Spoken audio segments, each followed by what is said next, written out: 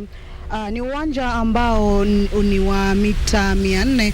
Kwa hivyo kama unavyoona kwenye runinga yako ni kwamba Rais Uhuru Kenyatta tayari keshaanza kuzunguka uwanja huu makususi tu kusalimia wananchi, ikiwa ni sherehe maalum, sherehe kuu kwa Rais Uhuru Kenyatta pamoja na Wakenya. Na kukujuza tu kwenye ratiba iliyoko hii leo ama yale ambayo yatapamba sherehe za leo ni kwamba baada ya Rais Uhuru Kenyatta kusalimia Wakenya, kuna baadhi tu ya sherehe mbalimbali ambazo, kuna baadhi tu ya mambo mbalimbali ambayo yatafanyika ambayo yatakuwa yanapamba sherehe za leo, ikiwemo gwaride la heshima ambapo rais atapita na kulikagua. Vile vile kutakuwa na gwaride au vikundi ikiwemo polisi vile vile na jeshi. Alafu tunafahamu kwamba pia kutakuwa na onyesho la zana za vita ambapo ni wapi shangwe na vigelegele. Kenya nchi yetu, wanafunzi tupeperushe bendera. Karibu Mheshimiwa Rais, makofi, makofi. Karibu Mheshimiwa Rais wa Jamhuri ya Kenya, uongoze kwa sherehe za Madaraka. Karibu Mheshimiwa Rais, makofi, wapi shangwe na vigelegele.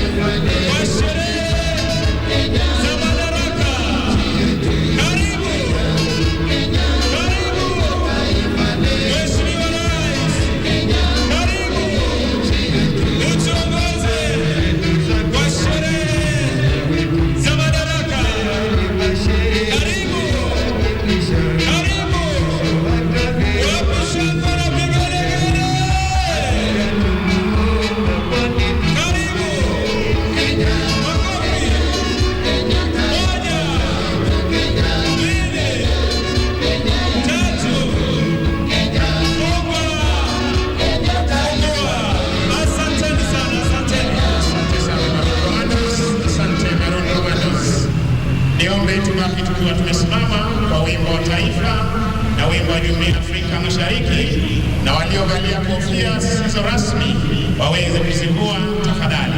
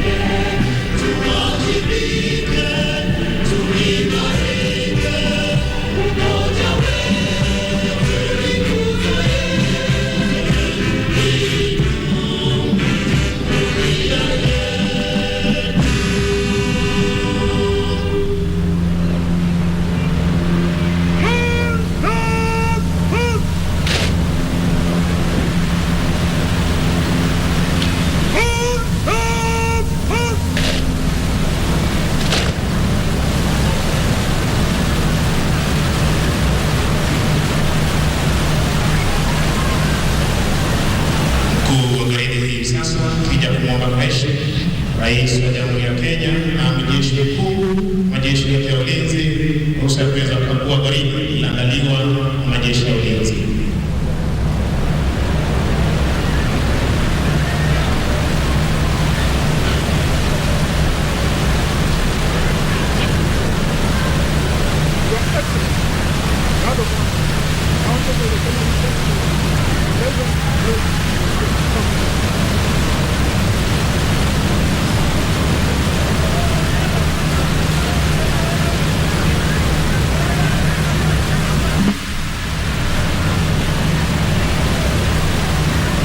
Asanteni kwa heshima, tunaweza kuketi tafadhali. Anayemsindikiza Mheshimiwa Rais, Mkuu wa Majeshi ya Ulinzi, Jenerali Robert Kimoto.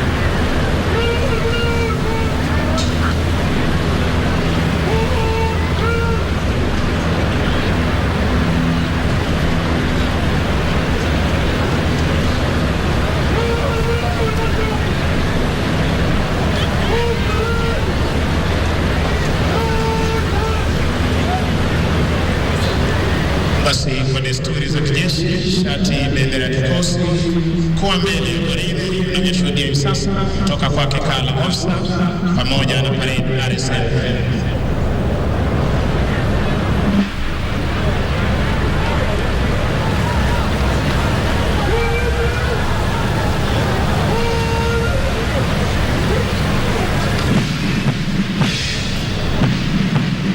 Mheshimiwa Rais, kwa amri hiyo, wanajeshi hawa baada ya kuandaa gwaride la kufana wanaondoka hivi sasa uwanjani kupata kujiunga na wenzao kuzidi kudumisha ulinzi wa taifa letu la Kenya.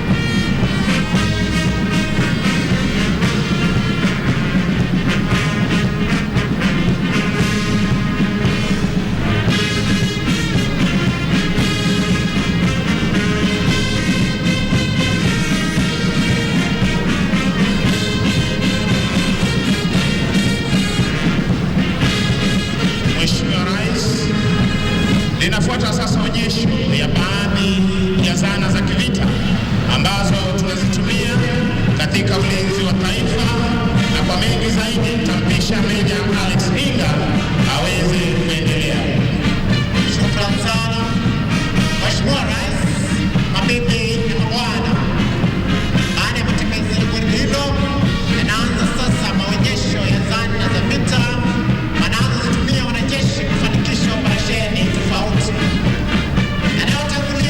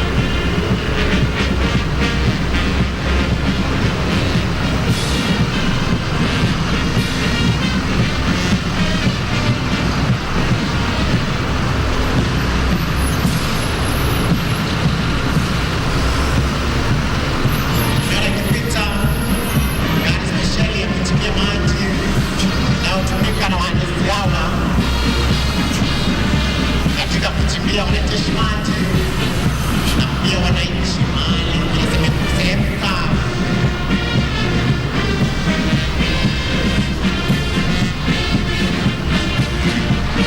Wanafuatwa pale Mheshimiwa Rais na vikosi vya wanauchukuzi ya Kenya Army Corps of Transport.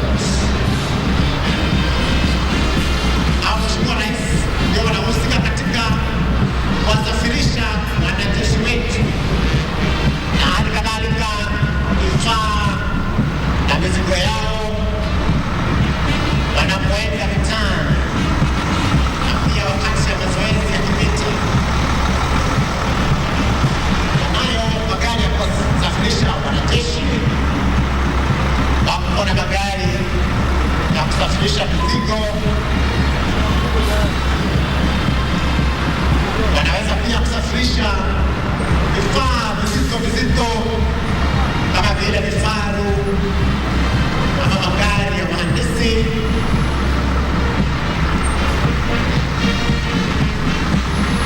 Kauli mbiu yao ikiwa we move the army,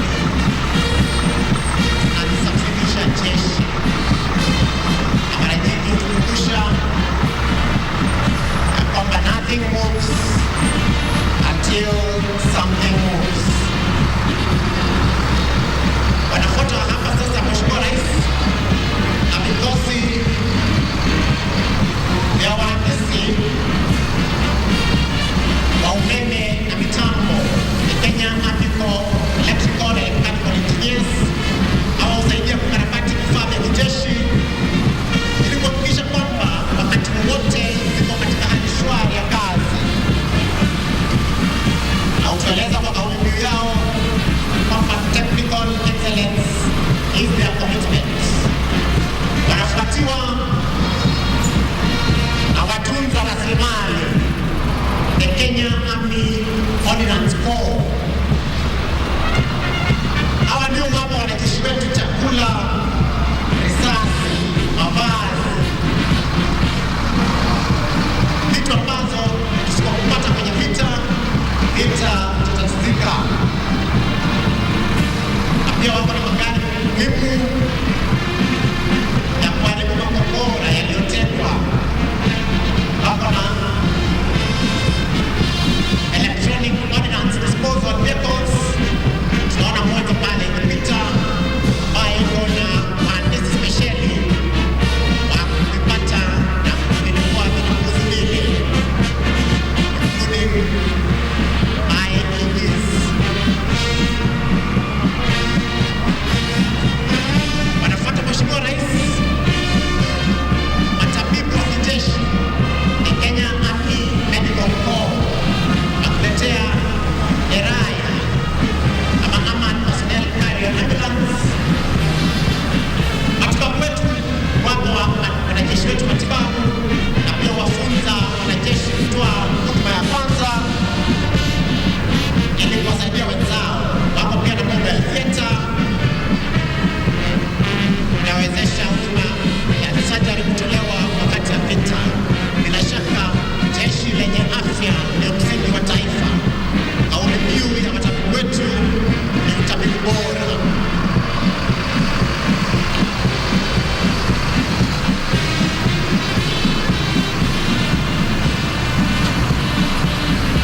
Wanafuatiwa sasa Mheshimiwa Rais na vikosi vya kudhibiti majanga, the Disaster Response Battalion, ambao husaidia wananchi majanga yanapotokea kama vile kubomoka kwa manyumba, ajali za barabarani, mafuriko, joto na kadhalika. Wako pia na magari spesheli ya kudhibiti hazardous material kama vile kemikali.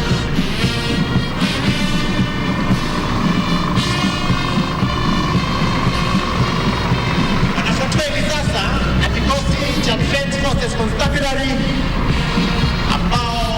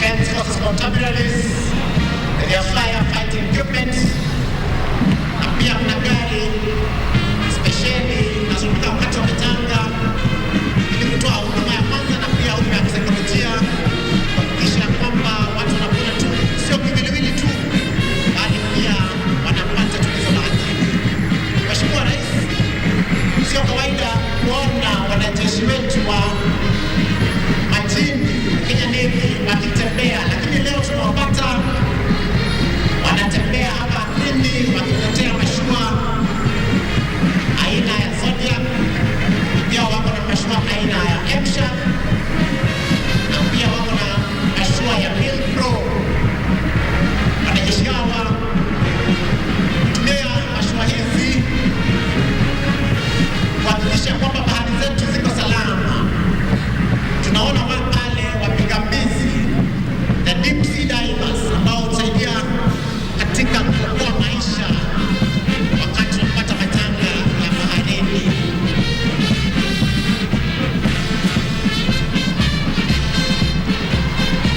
Wanapita sasa vikosi za mbwa wa kivita, the canine regiment, ambayo wako na magari spesheli ya kuwasafirishia mbwa ambao hutumika katika kufichua vilipuzi, silaha na pia risasi walimoficha magaidi, kauli mbiu yao ikiwa agility and precision. Mwisho, kikosi cha polisi wa kijeshi na military police corps, kitengo cha provost protection unit, ambao hudumisha nidhamu jeshini na vile vile wachunga watu mashuhuri, kauli mbiu yao ikiwa by example shall we lead. Na hapo tunatamatisha. Mheshimiwa Rais, nampisha mwenzangu aweze kuendelea. Mheshimiwa Rais, mbele ya jukwaa na zinapita pale kulia ni ndege za jeshi letu la wanahewa. Kikundi cha kwanza ambacho kimekwisha pita ilikuwa ni cha ndege aina ya Uhuru, ndege zinazotumika kuwapa marubani wetu mafunzo kiwango cha msingi, basic trainer. Hivi sasa zinapita ndege ikiongoza pale katikati, ndege aina ya Y12, kushoto kulia ikisindikizwa na ndege aina ya Skytrack. Ndege hizi ni za uchukuzi, kubeba wanajeshi toka sehemu moja hadi nyingine. Katikati ndege ya Y12, kushoto kulia ndege aina ya Skytrack. Kikundi cha tatu kinaingia hivi sasa kikiongozwa na ndege aina ya Dash 8, kushoto kulia ikisindikizwa na ndege aina ya Spartan. Ndege aina ya Dash 8 hubeba abiria mashuhuri na pia wanajeshi kutoka sehemu moja hadi nyingine. Ndege aina ya Spartan hubeba mizigo mizito na vile vile hubeba wanajeshi wengi na kwa pamoja. Kikundi cha nne kinaingia kwa utaratibu, kikundi cha ndege aina ya Tucano, zikionyesha moshi mweupe, ishara yake kwamba anga la nchi yetu Kenya liko salama. Ni ndege zinazotumiwa kuwapa marubani wetu mafunzo kiwango cha juu, advanced trainer. Ni ndege aina ya Tucano. Hivi sasa, Mheshimiwa Rais, zinafuata ndege zetu za kivita, ndege aina ya F5. Desturi yake mwendo wa kasi. Tazama zinavyoingia katika arrowhead formation. Maridadi, tazama mwendo wa kasi. Tafadhali tuwapigie marubani wetu makofi.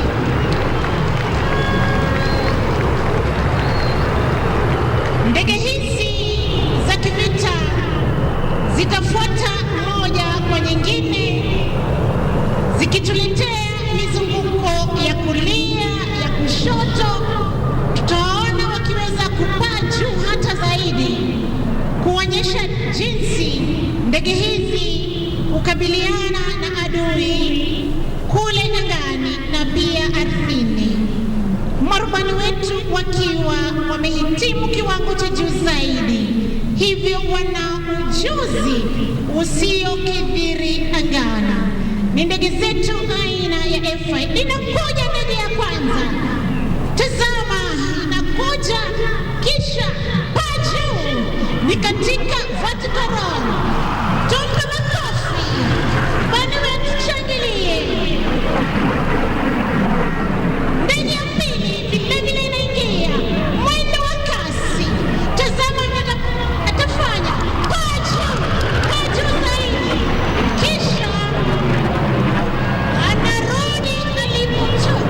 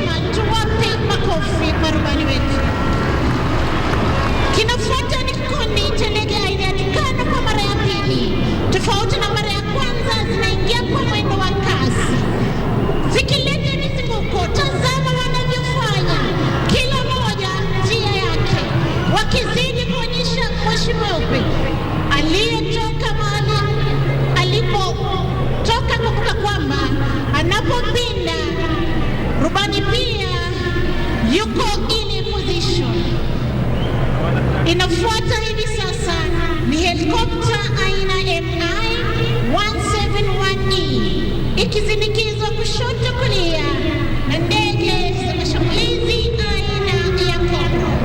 Ndege aina ya MI husafirisha abiria mashuhuri na vilevile wanajeshi kutoka sehemu moja hadi nyingine. Nazo helikopta aina za Cobra ni helikopta za mashambulizi. Inafuata hivi sasa ni helikopta aina ya Huey ikisindikizwa kulia na helikopta za mashambulizi aina ya MD 530 kutoka jeshi letu la nchi kavu. Katikati helikopta hili, kushoto kulia MD 530. Mheshimiwa Rais, kutufungia tamasha la ndege siku ya leo ni helikopta aina ya Puma, kushoto kulia helikopta za mashambulizi aina ya Fennec. Inalipeperusha bango linalosema God bless Kenya, Mungu ibariki Kenya. Makofi kwa marubani. Basi Mheshimiwa Rais, na huo ndio mwisho wa tamasha zetu za kijeshi kwa pamoja. Ningependa kuwashukuru waliofanikisha makala haya, flag staff wetu Meja Ismail Olwal, Meja Peter Msumba Etienne, Defense Forces Sergeant Major Warrant Officer 1 Elijah Aspro Koranga, Kenya Army Sergeant Major Warrant Officer 1 Fanuel Mahebo, Kenya Air Force Sergeant Major Warrant Officer 1 Dennis Namunyu Talengo, na bila kumsahau Kenya Navy Sergeant Major Warrant Officer 1 Bwana Omar Haji, wote wakiwa ni OGW, bila kuwasahau wenzangu Major Alex Hinga, Senior Sergeant Ann Kiarie, Koplo Emmanuel Jabiri Banzi. Jina langu ni Sergeant Misango Mbae, nikiwarejesha moja kwa moja hadi kwake Bwana Peter Wanjohi aweze kuendelea na ratiba ya siku. Asanteni sana wenzangu. Naomba sote tutulie kwa maombi. Tutaongozwa kwa maombi ya kimila na Mzee Manyasi Situma kutoka kaunti ya Bungoma.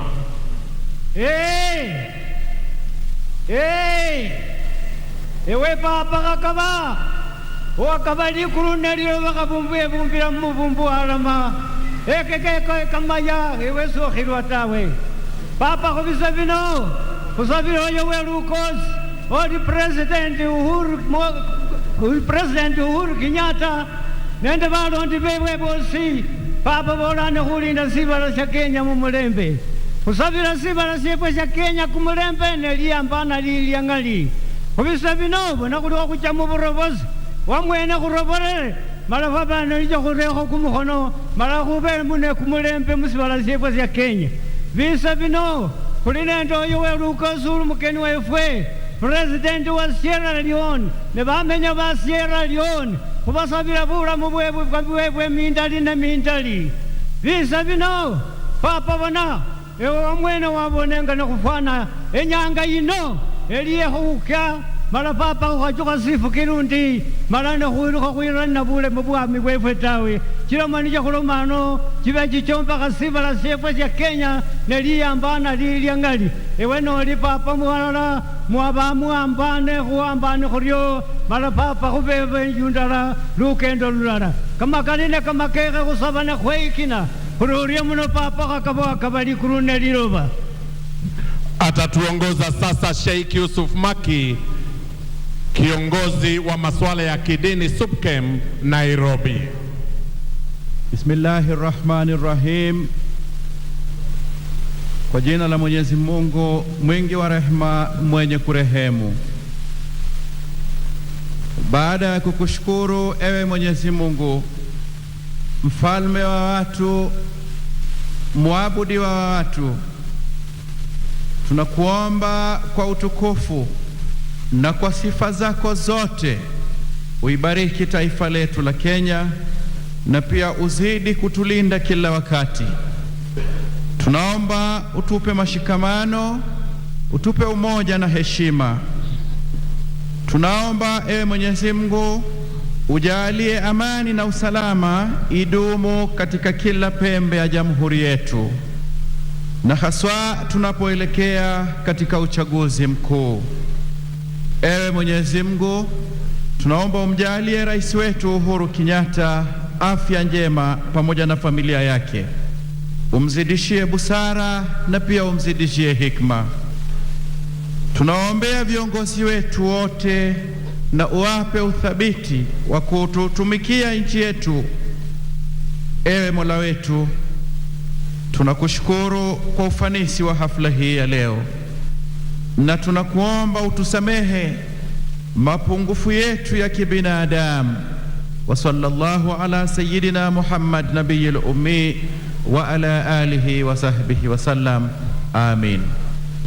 Atakayetufungia ni Askofu Mkuu Samson Mudhuri wa kanisa la AIPCA.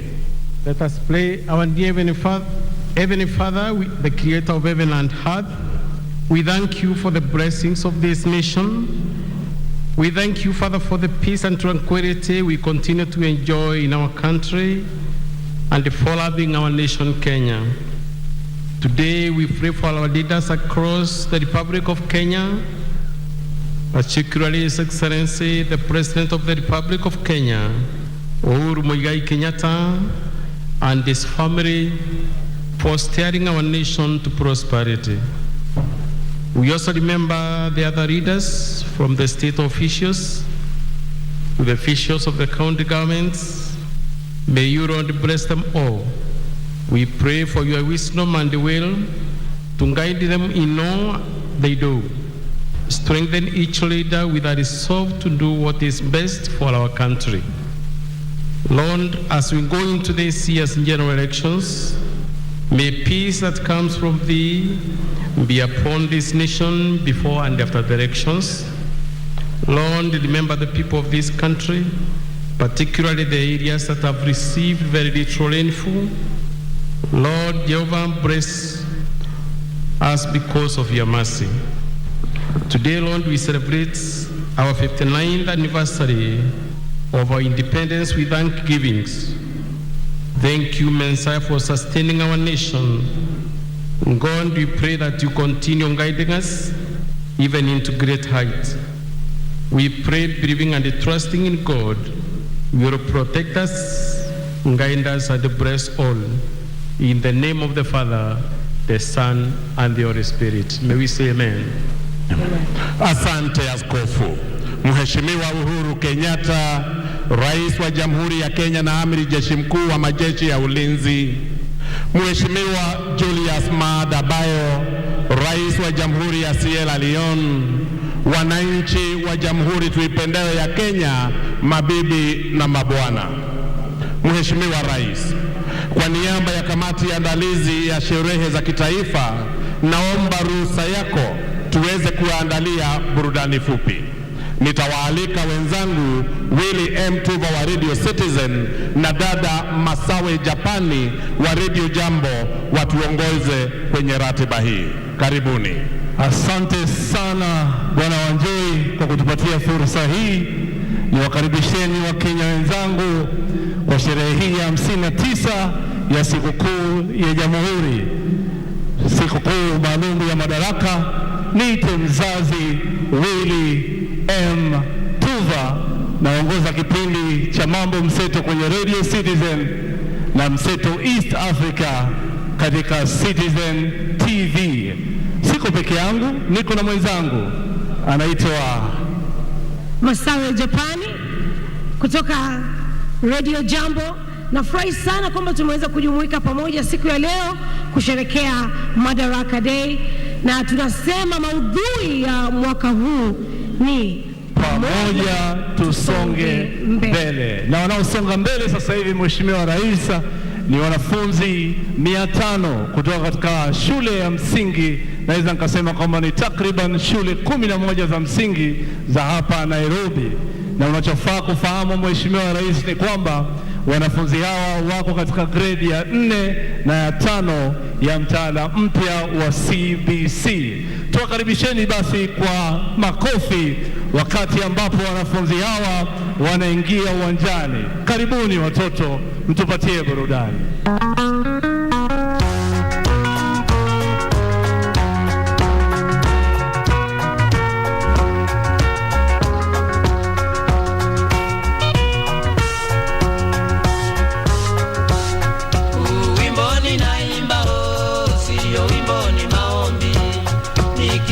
Mwenyezi Mungu aibariki Kenya yangu, kwa jina la Baba na la Mwana Roho Mtakatifu, amina. Kwa jina la Baba na la Mwana Roho Mtakatifu, amina. Ewe Kenya nchi yangu, ewe Kenya baba yangu, ewe Kenya mama yangu, sitakuacha milele. Kenya nchi yetu yasonga mbele, na watanio tangu tupate uhuru, bado jamhuri yetu yasimama imara na tuitingika. Kenya ni nchi yenye usalama, Kenya ni nchi ya wazalendo, uadilifu na usawa ni nguzo nebo boro Kenya.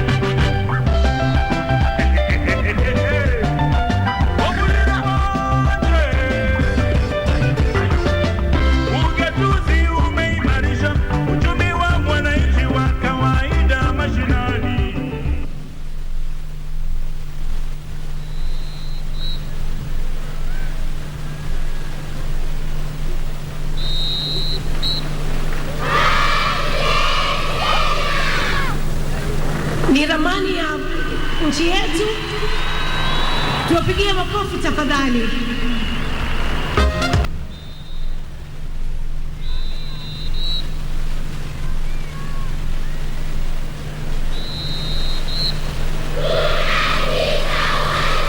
Neno ni madaraka, shughuli iliyotuleta hapa kwa pamoja.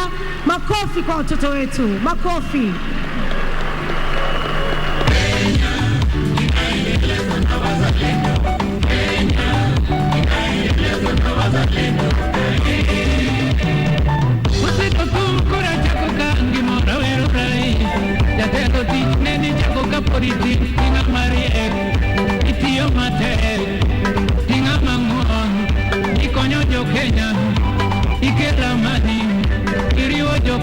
Madaraka wa yego Kenya wajonia Uhuru toka Uhuru ini rai Kenyatta ini kiongozi mchweo. Kenya inaendeleza na wazalendo, Kenya inaendeleza na wazalendo. Rais Uhuru Kenyatta Kenya, Uhuru Kenyatta Uhuru Kenyatta serikali tiyo kodu maendeleo wangojo Kenya SGR donjo Kisumu dala KP eto mianeno yidhi kod meli Kisumo bypass wango kachok flyover wango kondele moro bende wango bandani barabara service tadek wan Nairobi Mbore. Kenya inaendeleza na wazalendo, Kenya inaendeleza na wazalendo. Jokanyana mukawona werie ker mama Kenya Igoto Uhuru Kenyatta Yesu wetu mpendwa, tangu uongozi wako tumeona mazao, viwanda zinajengwa, chakula kwa taifa, nyumba na makao kwa bei nafuu, stima tunapata. Ndio maana sisi tuomba Mungu akulinde, Nyasaye akulinde, Ngai akulinde, pamoja kalaga akulinde.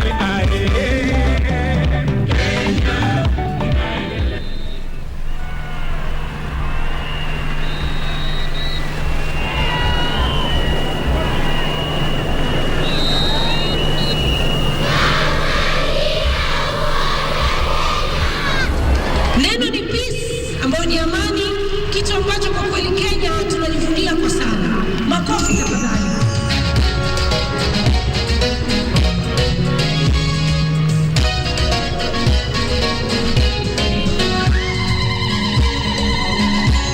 Tuishangilie Kenya, taifa letu tukufu, Kenya tunayoipenda.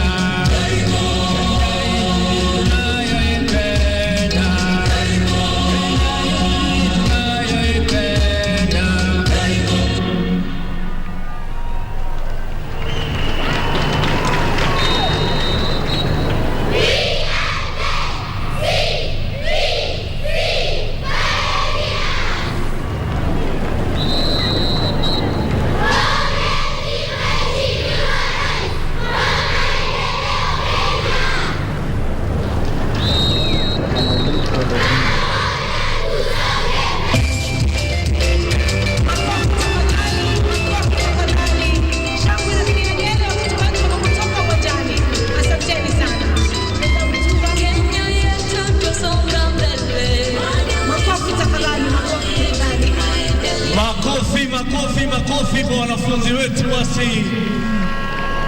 Asanteni sana. Na sasa basi, Mheshimiwa Rais, wanaokuja uwanjani ni wanamuziki wa nyimbo za kitamaduni wakiwakilisha tamaduni mbalimbali za Jamhuri yetu tukufu ya Kenya, wakiwa pia wanashirikiana na wasanii wa muziki wa kizazi kipya, ambapo leo Mheshimiwa Rais utaweza kushuhudia msanii mwenye umri mdogo sana, lakini kipaji chake kikubwa kilimpatia umaarufu mkubwa sana. Namzungumzia Trio Mio, na mbali na Trio Mio utaweza kushuhudia msanii kama vile Iyani, na mbali na msanii Iyani pia kuna msanii ambaye ametamba sana na wimbo wake ambao ni ya lugha ya Kikamba, lakini umedhihirisha kwamba Wakenya wote tunapendana bila kujali ukabila, ambaye ametamba na wimbo Kungulu Kwangala. Sasa wanapojiandaa kusongea, ningependa sote tuelekeze macho yetu katika runinga ambazo zipo karibu nasi kwa ajili ya makala ya Je, Wajua?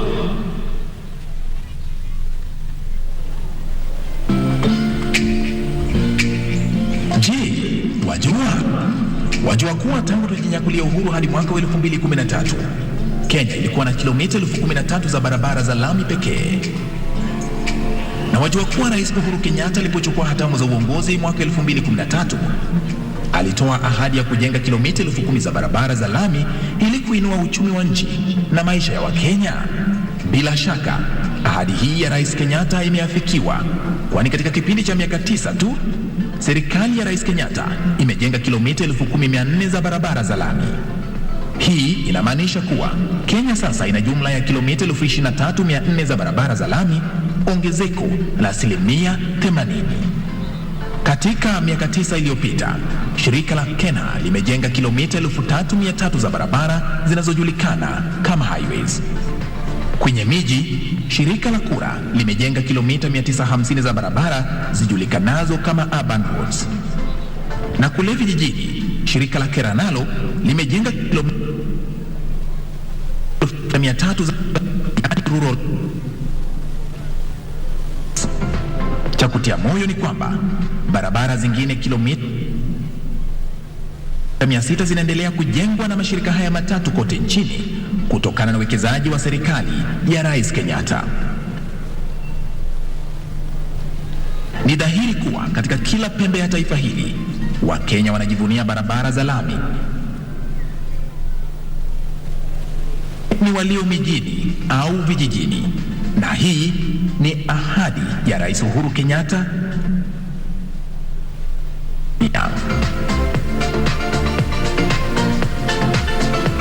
Sasa wajua. Haya, sasa wanamuziki, karibuni mtupatie burudani.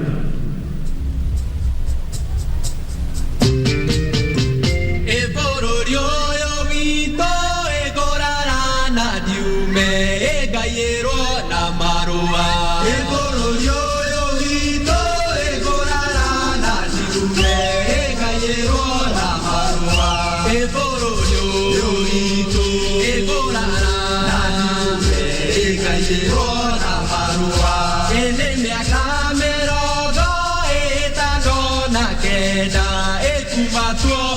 viazi ene miaka mirongo itano na kenda ekumatwona viazi ene miaka mirongo itano na kenda ekumatwona viazi emuthenya wa muthe no gemina nduyu tukugurire viazi emuthenya wa muthe no gemina nduyu tukugurire viazi emuthenya wa muthe no gemina nduyu tukugurire viazi emuthenya wa muthe no gemina nduyu tukugurire viazi.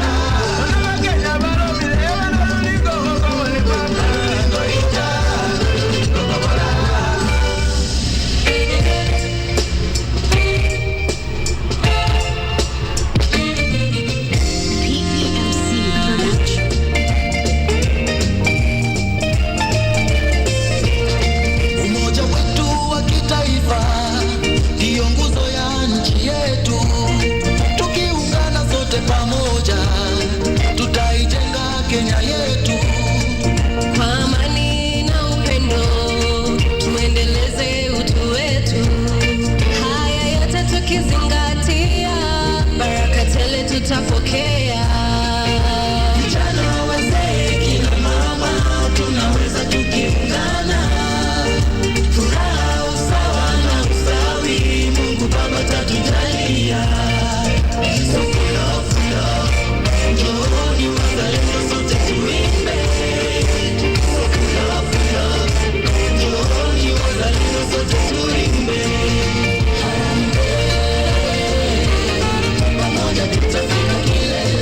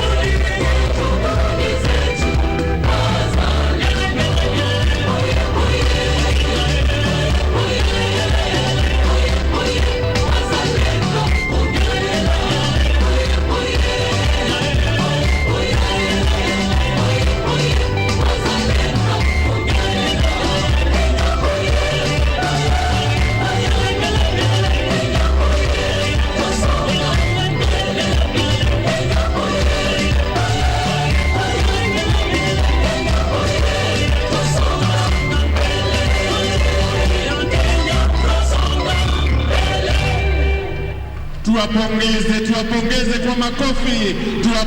kwa makofi, wasanii wetu kwa hizo nyimbo na tamaduni zetu za hapa Kenya. Asante sana. Na kwa onyesho hilo, Mheshimiwa Rais, ndipo tunapofika tamati ya burudani la siku ya leo ya Madaraka. Shukrani za dhati Mheshimiwa Rais kwa wasanii wote na pia kwa kamati ya andalizi na Wanakenya wote. Tuwashangilie wasanii wetu, ukweli na usemwe.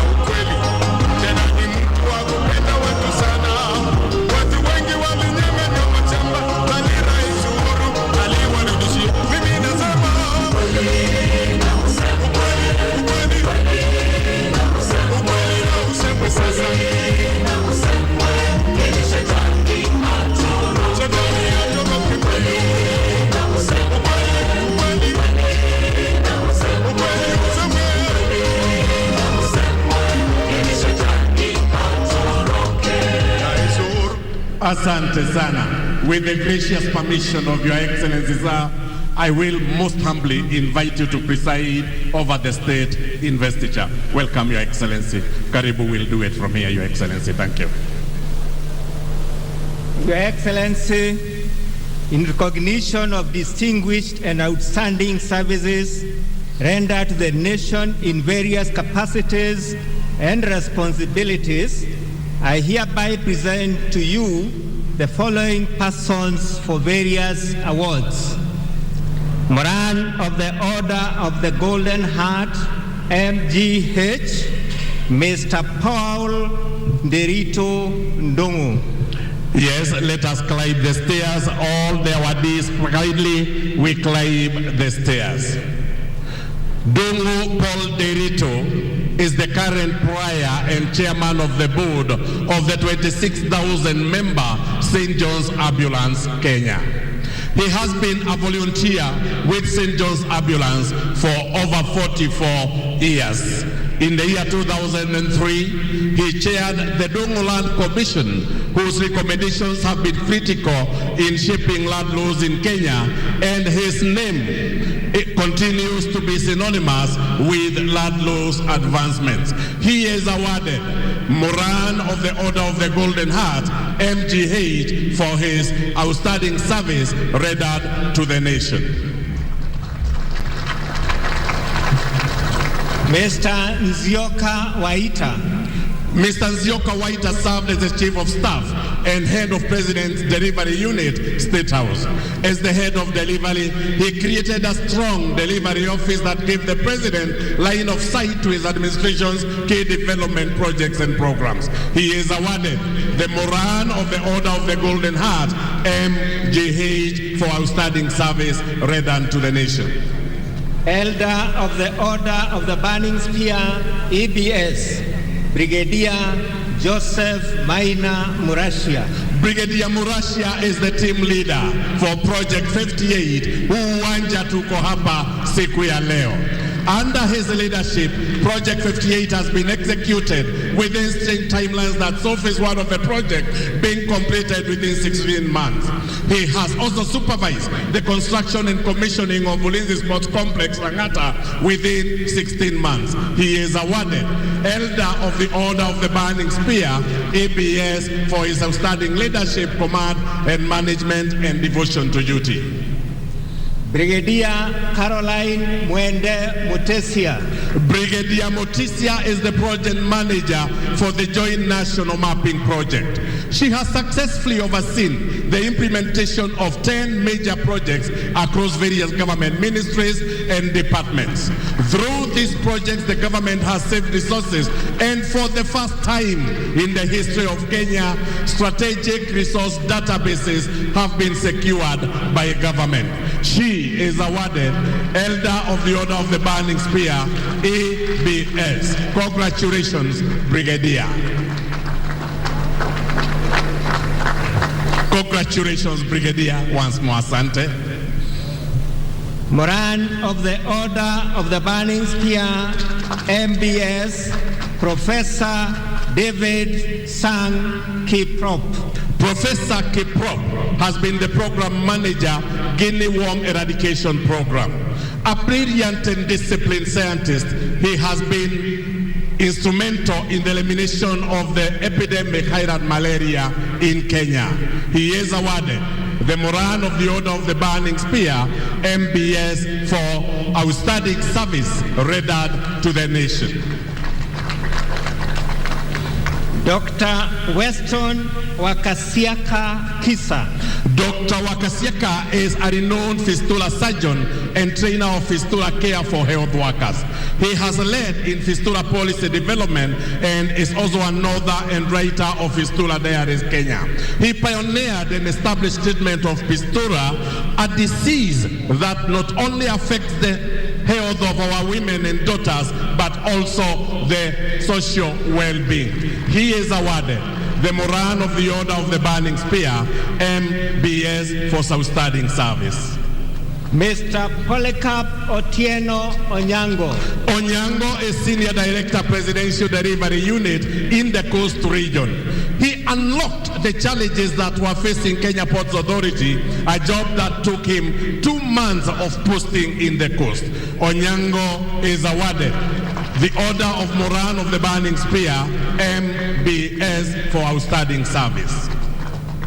Order of the Grand Warrior of Kenya, OGW, Major Adman Hussein Weshanga. Major Weshenga is the officer in charge of maintenance, repairs and overhaul at Kenya Shipyards Limited at the Mombasa and Kisumu Shipyards. Hiki ni kituo cha kutengeneza meli. He also coordinates support for Kenya Shipyards Limited, the Kenya Railways locomotives and all marine assets. He has overseen the construction of MV Uhuru 2 at Kisumu and the refit of Kenya Navy ship Shupavu at Mombasa Shipyard. He is awarded Order of the Grand Warrior of Kenya, ODW. Congratulations, congratulations. Miss Alice Kwamboka Nyariki. Nyariki Alice Kwaboka is Senior Deputy Director of Pensions at the National Treasury. She spearheaded the development of policy reforms for public sector retirement benefit schemes. Her efforts have ensured that our senior citizens no longer have to wait and spend intolerant time waiting for their pension. She is awarded the Order of the Golden Warrior of Kenya for service to the nation. Congratulations. Miss Jane Duta Mwangi. Duta Irene Mwangi has served diligently on COVID-19 Education Committee and the CBC Task Force. She has been an advocate and partner in the quest for accessible and quality education. She is awarded OGW, Order of the Grand Warrior of Kenya, for dedicated service to the nation. Your Excellency, this brings us to the end of state investitures today. I thank you, Your Excellency, sir. Asante sana. Your Excellency Julius Maada Bio, President of the Republic of Sierra Leone, and the First Lady of the Republic of Sierra Leone, Dr. Kiwimi Adesina, President of the African Development Bank, and indeed a true and great friend of Kenya, Honorable Speakers, Your Ladyship, the Chief Justice on Martha Koome, all national leaders and leaders from across our entire spectrum, members of the diplomatic corps, fellow Kenyans, ladies and gentlemen, hamjambo. Hamjambo tena. Asanteni sana. Siku ya leo tumepatiwa heshima kubwa sana kwa kupata mgeni wa nchi ya Sierra Leone, Rais wa Sierra Leone ambaye ametutembelea kuwa mgeni wetu wa heshima katika shughuli hii ya kusherekea Madaraka Day. Na mbele ya niseme lolote lingine, ningependa kuchukua nafasi hii kumkaribisha aweze kuwasalimia Wakenya na kutoa salamu zake na pongezi zake kwa Wakenya wote. Your Excellency, I'd like to take this opportunity to welcome you to have a few words with the Kenyans who are looking forward and are very excited about you coming to visit us. Karibu sana. Welcome.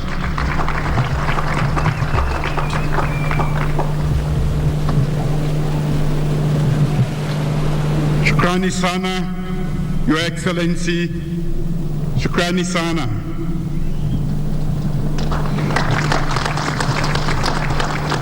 Your Excellency, the Honorable Uhuru Kenyatta, President of the Republic of Kenya, the Honorable William Ruto, Deputy President of the Republic of Kenya, Your Excellency, Mrs. Margaret Kenyatta, the First Lady of the Republic of Kenya, the First Lady of the Republic of Sierra Leone, Madam Fatima Maada Bio, members of government, and honorable cabinet secretaries present here today, members of the National Assembly and Senate present, members of the diplomatic and consular corps, distinguished ladies and gentlemen, outstanding Kenyans who have made this visit both remarkable and memorable. Habari zenu Kenya.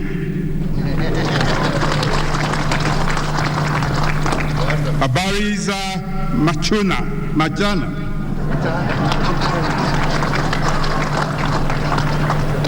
I'm truly honored, ladies and gentlemen, and ever grateful to President Kenyatta and to you, the Kenyan people, for the generous invitation to join Kenyans in celebrating Madaraka Day on these hallowed ground, Uhuru Gardens. Asante sana, Kenya. Congratulations. It is a momentous day, as President Kenya and others have said. It is the day on which Kenyans asserted that through the dignity of independence and self-governance, they would work hard together to create a future of which generations unborn will be proud.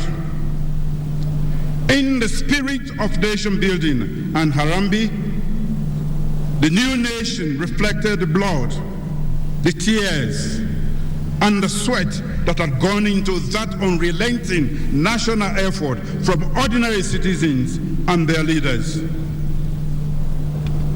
As Mzee Jomo Kenyatta of blessed memory reminded Kenyans, our children, and I quote, our children will learn about the heroes of the past, but our task is to make ourselves the architects of the future, end of quote.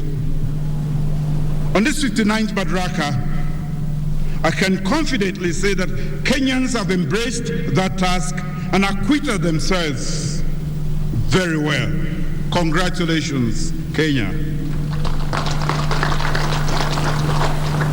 Our path since independence for our nascent African nations of Kenya and Sierra Leone may have been different. In each of our ways, it has been arduous, maybe not what our forefathers imagined, and probably best left untold. But we can both celebrate in Kenya and in Sierra Leone that we have been through the crucibles. We have faced and mastered our fears and doubts. We have triumphed over adversity, and we have worked hard to build just, inclusive, peaceful nations on both sides of the great continent. But more importantly, the fraternal bonds between our two nations keep getting stronger. On Sunday, I joined the Kenya Defense Forces to celebrate the heroism of 4 Kenyans and the sacrifices of thousands of Kenyan soldiers who fought to restore peace and stability in Sierra Leone. If today we are the 4th most peaceful democracy in Africa, it is partly because of the sacrifice of Kenyans. Thank you, Kenya. When Ebola struck, Kenyan nurses and doctors were at hand to see us through that difficult moment. When we faced challenges for computing equipment for our first ever digital population census, President Kenyatta extended a hand of typical Kenyan generosity. And there is so much more to say.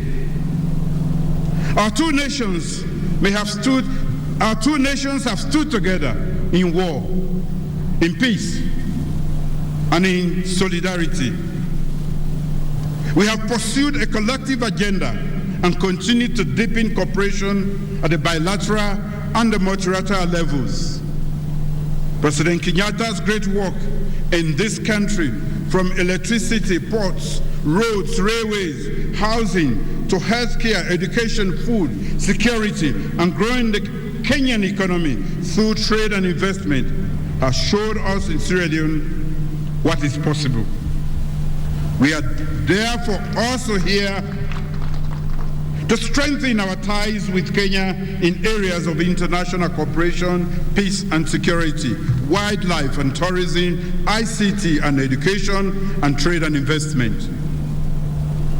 In this spirit of interdependence, with a view to the mutual benefit of our two nations, let me close by reminding us of 2 proverbs, one Kikuyu from Kenya and one Mende from Sierra Leone. The first one is from Kenya. One log does not make a bridge. This reminds us that for safety and strength, and for reassurance that we will continue to traverse difficulties together, we must continue to work together and make our bonds even stronger. The second is from Sierra Leone. One tree does not make a forest. That reminds us that only through interdependence and unity of purpose can we truly grow stronger and be more formidable as nations. On this 59th Madaraka, let me once say, Hongare sana, asante sana, and God bless the people and Republic of Kenya. Thank you. Thank you very much, Lord. Thank you. Good luck.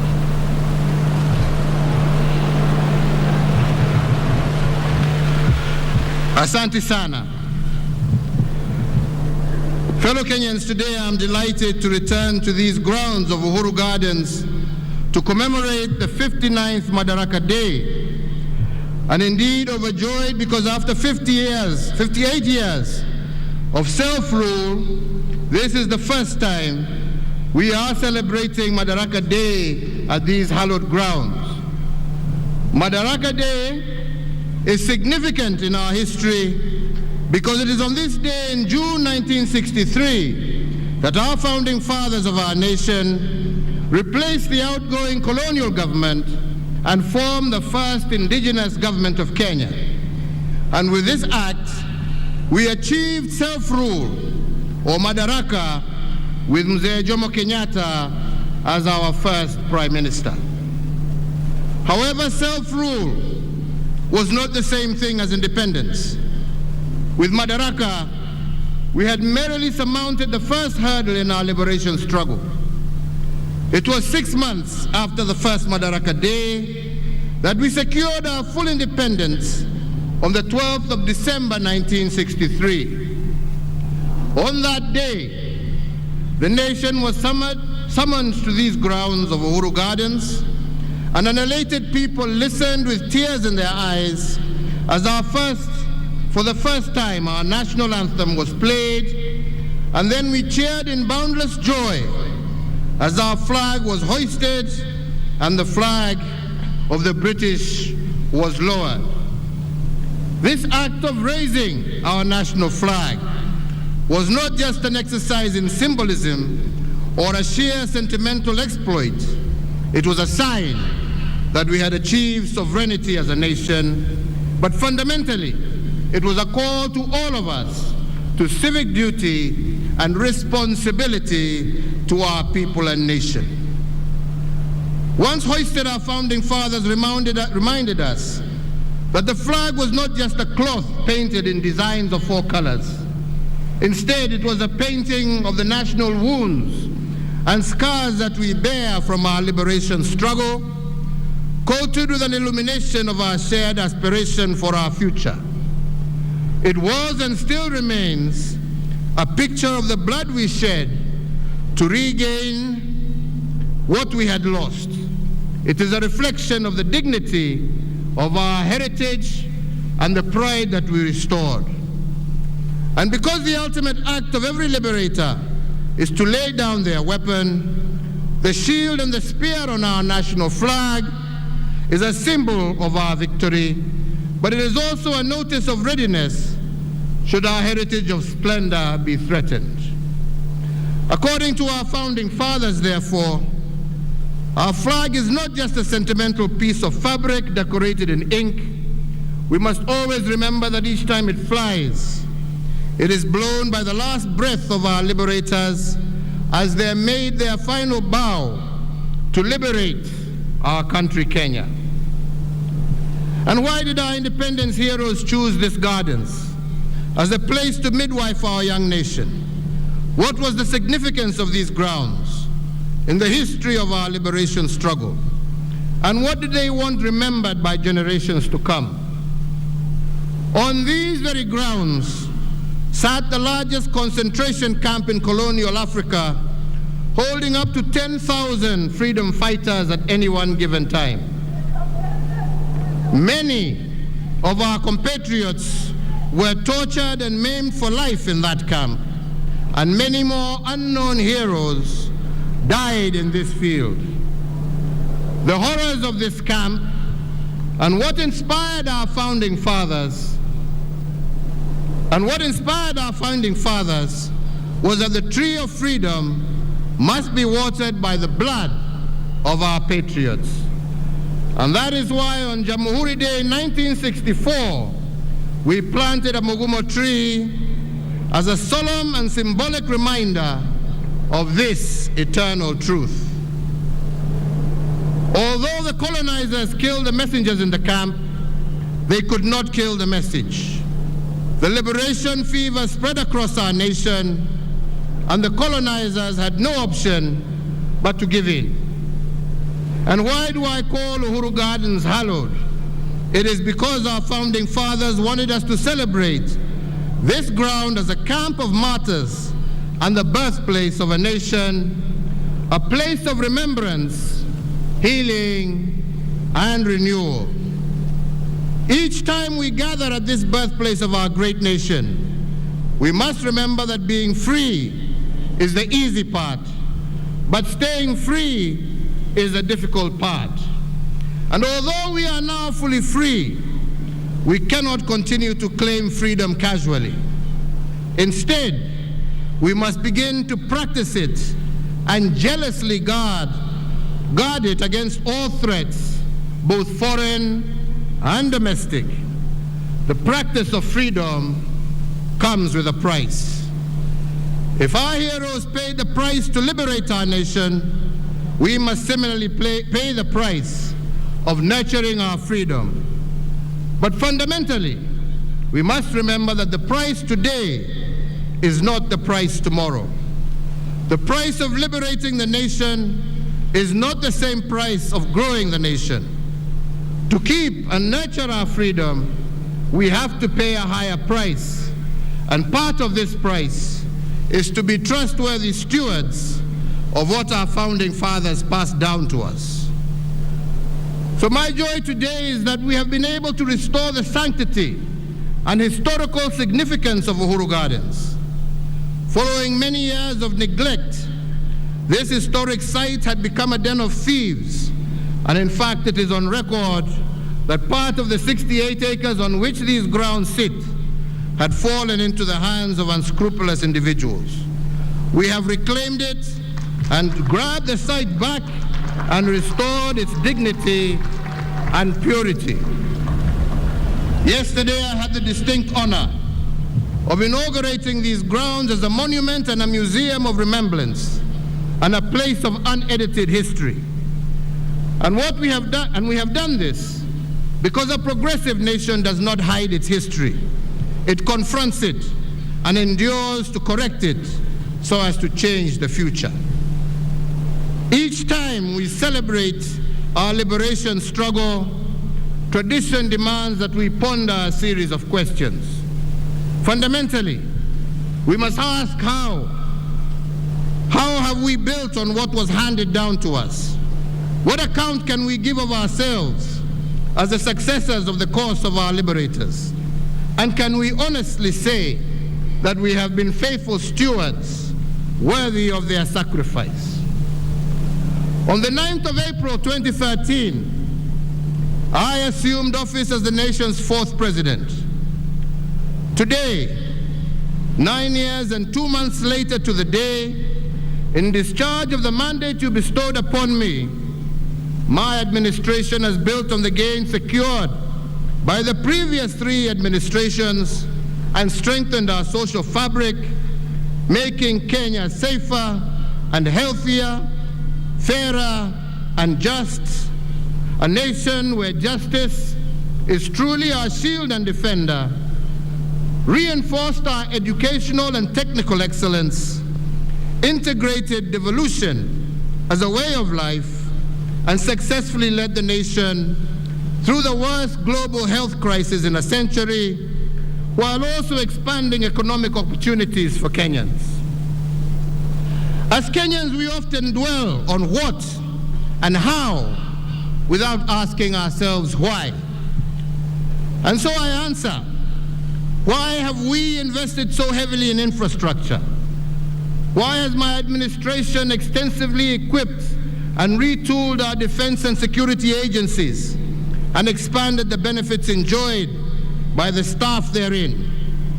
Why has the government driven digitization in the delivery of public services while also fostering grassroots location and access at the same time? Why has my tenure in office seen so much emphasis on transformative programs, reforms in healthcare, education, agriculture, energy, titling of land, housing and social protection, affirmative action, commerce and industry, and the ease of doing business? We have done all of this because they are interrelated aspects of our national life that are tied together with a singular golden thread, areas of challenge that can become the engines that drive Kenya into a more just and prosperous future. Fellow Kenyans, national security and defense has been a priority area since 2013 because we cannot deliver on our national anthem's promise of plenty within our borders if these borders were porous and insecure. I therefore made security a top priority because I know that without a secure environment, no life can flourish and no enterprise can thrive. With the mandate that was given to me, we silenced the wave of terror attacks that had a stranglehold on our nation. And we achieved this by retooling our security organs and making them more capable to address the dynamic contemporary security challenges that Kenya faces.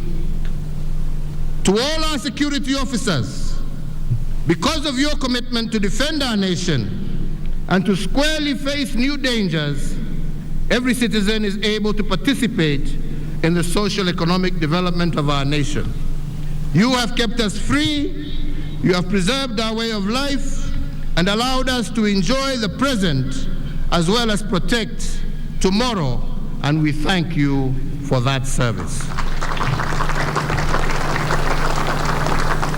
In realizing equitable development through devolution, it was my distinct honor to be the president who received, fostered, and gave impetus to the devolved system of governance. Today, the results of our proactive and enthusiastic support are markedly visible from Makueni to Mandera, from Busia to Bungoma, from Mombasa to Meru, from Lamu to Laikipia, and from Turkana to Tharaka-Nithi. We, with the mandate that you gave, have institutionalized devolution and forever changed the face of Kenya, buoyed by the 2.4 trillion Kenya shillings that we have transferred from the national government to the counties from 2013 to date. On the regional front, Kenya led the push to admit the Democratic Republic of Congo into the East African community. With this singular move, the East African Common Market grew by 90 million people, yielding a now expanded market of 300 million citizens and a consequent enhanced opportunities for our Kenyan enterprises. To exemplify this, I mentioned just one, Equity Bank, which is already breaking ground in DRC and is already the second largest bank in the Democratic Republic of the Congo. On the global stage, we remain a leader in the cooperative multilateral order, as evidenced by our membership of the United Nations Security Council that has provided us a voice on international peace and security matters that threaten our humanity. This position has cemented our international stature and enhanced opportunities for Kenyans in the diaspora and within the international civil service. In return, diaspora remittances have increased tenfold in the last decade, and they now stand at an all-time high of over Kenya shillings 400 billion in 2021, surpassing traditional exports and making Kenyan human capital our greatest export. With the same mandate, you challenge us to enhance the global competitiveness of our human resource.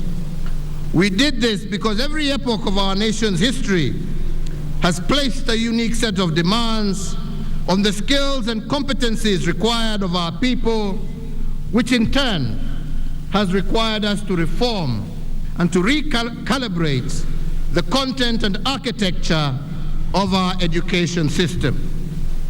At independence, our founding fathers embarked on a mission of course correction to transition from a colonial education system that prepared learners for servitude to one that gave them the tools to lead a newly independent nation.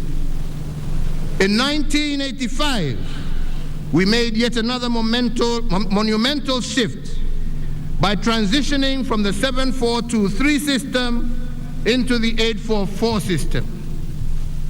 But with time, fellow Kenyans, the 844 curriculum became inconsistent with the aspirations of our growing nation, particularly because of its overloaded curriculum and its focus on rote learning and the passing of exams as the ultimate goal of the system.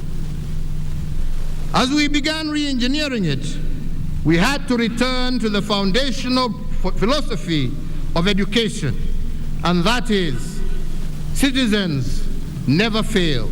It is systems that fail them. And if the systems are inconsistent with the aspirations of the people, then the systems must be changed. The challenge of the day calls us to imagine a system that responsible citizens as opposed to subjects, a system that celebrates creative potential of all our children as opposed to one that leaves them with labels of failure if they do not pass exams, a system that brings about freedom to be creative and innovative as individuals. This is the promise of the competency-based curriculum, and that is why in December of 2022, the pioneer CBC class, now in 6th grade, will transition to junior secondary. And we believe, and given the manifest success achieved in such a short period of time, there is no turning back with respect to competency-based curriculum.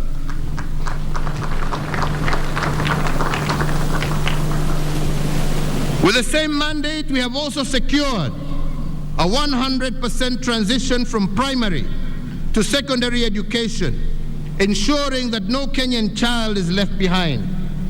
We have also achieved Africa's first 1-to-1 child-to-book ratio and restored the integrity of our national exams. In regard to higher education, we live in a time when knowledge is placing other resources as the main driver of economic growth, and thus education has increasingly become the foundation of a greater individual prosperity. Our universities continue to incubate innovations and to prepare the next generation of leaders who are technically proficient and knowledgeable.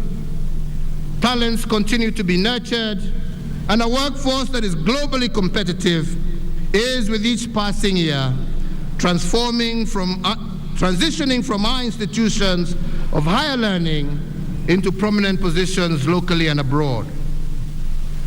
To ensure that even those that are not admitted to universities get an equal chance, we have transformed our technical and vocational education training. Where they stood only 52 institutions in 2013, today Kenya is home of 238 institutes, representing a 435% growth. With this transformation, every Kenyan child has a chance to make it. So, fellow Kenyans, in our effort to foster inclusivity as well as gender parity, the one thing that I am truly proud of is how we have built women leadership and expanded their fields of participation in governance. For a long time, women affairs were relegated to the Department of Social Services, where they were grouped with children. In fact, the first woman to be appointed as a permanent secretary happened 24 years after independence. Margaret Githinji was appointed the permanent secretary for Commerce and Industry on Madaraka Day of 1987. And thereafter, the first woman to become a cabinet minister the Honorable Nyiva Mwendwa, occurred 32 years after independence in 1995. Today, and thanks to the 2010 Constitution and my commitment to equality and inclusivity, I have had the pleasure of working with 11 women in my cabinet at different times and in different capacities. All of them have occupied high-profile portfolios, and in fact, all the cabinet secretaries for foreign affairs for the last 9 years of my term have been women, and we have seen how they have placed our country globally. Of equal note is that my administration has also fast-tracked the promotion of women in leadership in our security sector. I appointed Fatuma Ahmed as the first woman Major General of our Defense Forces in 2018. Similarly, the first holder of the constitutional office of Auditor General of our Republic was appointed under my administration, Mrs. Nancy Gadongo, and she was appointed in 2021 and continues to serve the Republic in that capacity. And of course, we have our three arms of government, one of which is now headed by a woman. After 58 years of our independence, in May of 2021, I had the profound honor of being the first President of the Republic to commence an address with a salutation, Madam Chief Justice, when the Honorable Lady Justice Martha Koome assumed office as the first woman Chief Justice. We are also proud of the fact that Kenya's judiciary boasts a female Deputy Chief Justice, a female Chief Registrar, and many female principal judges and presiding judges across our superior courts. Going further, in August of this year, if it is the wish of the Kenyan electorate, we have a chance of electing a woman and shattering the glass ceiling by assuming the second highest office in the Republic of Kenya. So, ladies and gentlemen, if our women were part of the liberation struggle, advancing their cause intentionally is a duty that belongs to all of us. We owe it to them, we owe it to ourselves, and we owe it to our country. And I am indeed proud to have been part of this push for women leadership in our republic.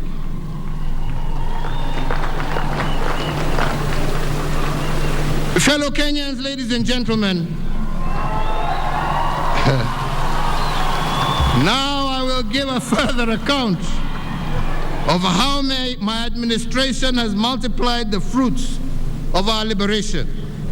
And I will give this account using 4 legacy frames that have guided our execution of the mandate bestowed on us over the last 9 years.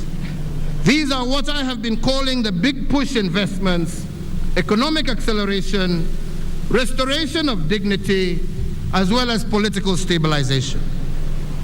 I begin with the first legacy frame of the big push investments, and I want to start this frame because the question many have begged is why the heavy investments in infrastructure.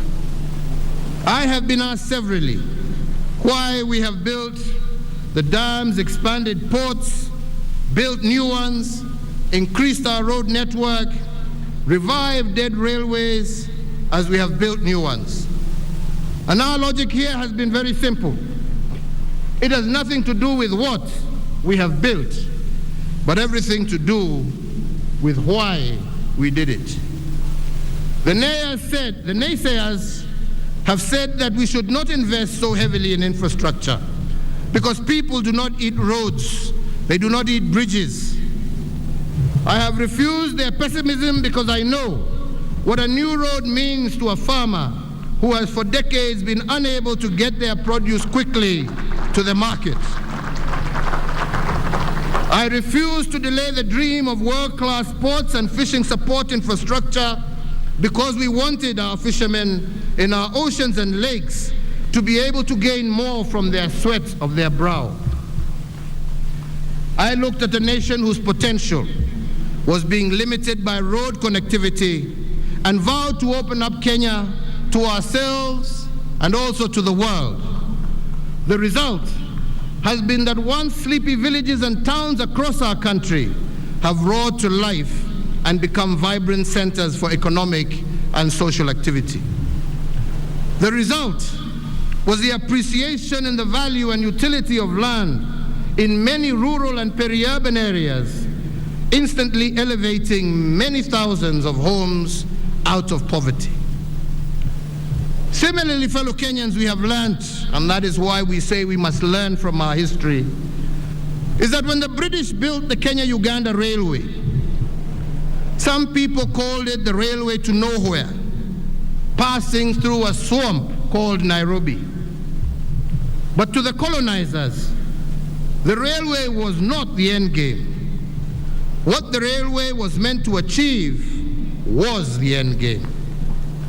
Years later, what started off being called the Lunatic Express by cynics converted a swamp called Nairobi into a mega city that is today one of the top 5 cities on the African continent.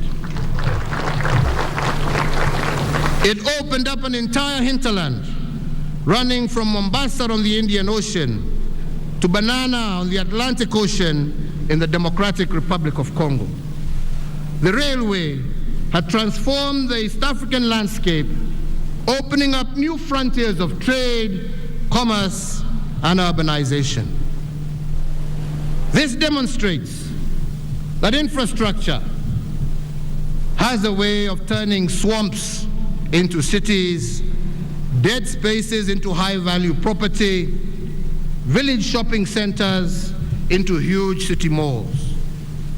Without infrastructure, there is no way of finding new possibilities. And that is why we made it one of our big push investments. When my administration took over the helm of leadership, we knew we had only a maximum of 2 terms to accomplish a very ambitious agenda. And the challenge was that the bar set by my predecessor, the late President Mwai Kibaki, was a high one. To face this challenge, we had to first embrace what previous administrations had done and accelerate their achievements. That was part of the big push. Today, I am proud to record that if the 3rd Kenyan administration built 2,000 kilometers of tarmac road, we accelerated this achievement by building over 11,000 kilometers, which is close to 6 times what they built.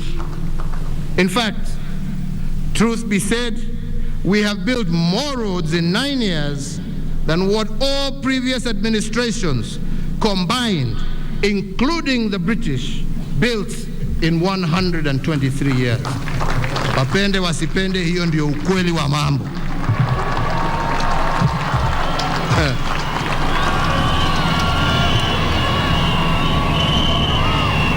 If this nation's 3rd administration had set the bar higher, we have set the bar even higher. And the record is there for all to see. Across all 8 former provinces, in each of the 47 counties, we have transformed our country 1 kilometer at a time. Our world-class infrastructure, from elevated expressways to floating bridges, have put Kenya on the global map.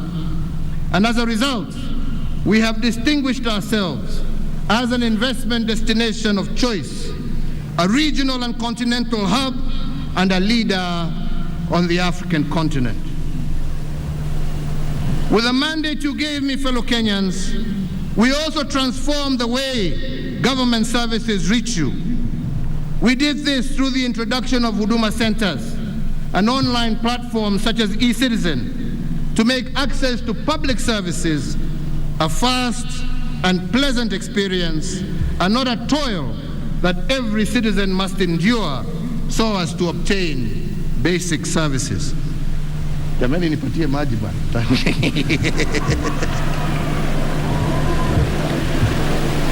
In 2012, who would have believed that passport applications, birth certificates, marriages and business registration, driver's licenses, and so many others could be done online from anywhere in the world?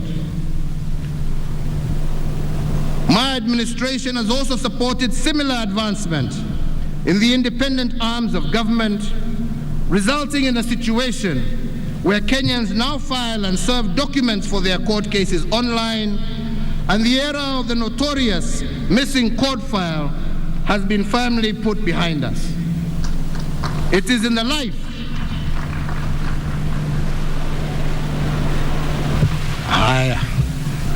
life of this administration that a business can be registered online and a certificate issued on the same day, together with the KRA PIN and other statutory registrations.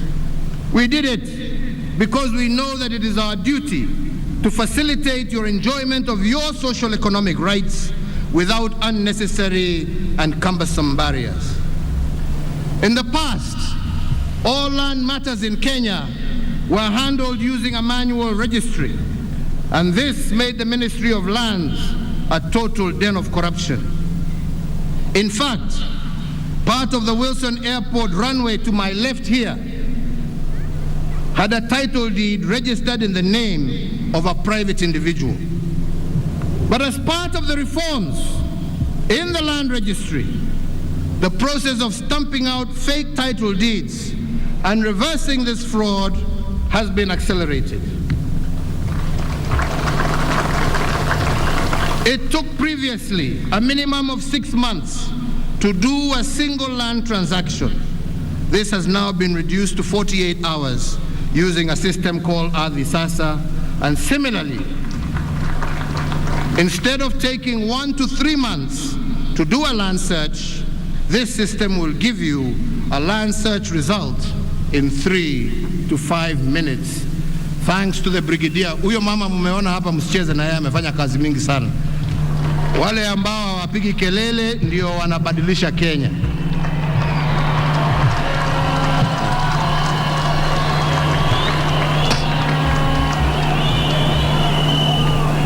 With the mandate you gave me, we have set a high bar for how and where government services should be provided. Never again will Kenyans accept that they must contend with long winding queues, pay the infamous and notorious facilitation fee to receive their rights, or to travel long distances to the nearest major town to receive even the most basic of public services. As the administration that assumed office on the signature pledge of being a digital government, the revolution that is the delivery of services online, coupled with the concept of Huduma centers, which we implemented, have changed the way Kenyans do business. In doing so, it has also created opportunities for Kenyans in the private sector and built an enabling environment for an ICT versatile society. It is in the tenure of this administration that we successfully transitioned from analog to digital television and radio, resulting in the country being home to 130 TV stations, up from 14 in 2013. 204 radio stations, up from 130 in 2013. These impressive figures do not lie, and this does not factor the massive expansion of the digital space that has seen many hundreds of thousands of Kenyans successfully monetize various digital communication avenues. Ndio unaona wengine wananitukana kila siku, ni sawa tu, waendelee. Ni haki yao. Besides jobs, through our expansion of the digital space, the government has enabled small and medium enterprises, regional, community, and church-based broadcasters throughout the country to create niche routes for direct engagement. The dividends of the investments in our undersea cable are also manifest. To fully seize the opportunities offered in this information age, our massive ICT investment has seen internet penetration in Kenya rise from 31.4% in 2013 to 93.9% in 2022, with cellular phone penetration increasing from 74.9% to over 131% in the last reported cycle. Indeed, fellow Kenyans, over the same period of time, money transfers have increased from 1.9 trillion shillings a year to 6.8 trillion shillings every year. Further, online jobs, not just here in Kenya, but globally, have secured close to 1 million jobs for Kenyans, while innovators continue to make waves globally from their very locations here in Kenya. So fellows and Kenyans, as we prepare to hand over the baton to the fifth administration, there are three critical areas that I believe a new administration should focus on, but mine are just suggestions. Firstly, you cannot do the big push investments in dams, roads, and rail in an environment of corruption. I say so because we cannot lie, the devil of corruption is still alive and well here in Kenya. For the next administration to multiply our dividend and continue raising the bar, it must work from the inside out. It must not backslide on the corruption agenda. When corruption festers in government, you cannot fight it from the court of public opinion. You must fight it from the inside out. And that is why leaders elected must have the credentials and the will to continue this cleanup. Secondly, you cannot implement big push investments in an environment of political strife and hypocrisy. Many have doubted whether my government has achieved in the second term. But let me tell you, we have. And the record must reflect that this is true of all sectors. To name but one, during our first term, we built slightly over 3,000 kilometers of tarmac road. But the second term, we have completed close to 8,000 kilometers and over 6,600 kilometers of tarmac road are currently ongoing.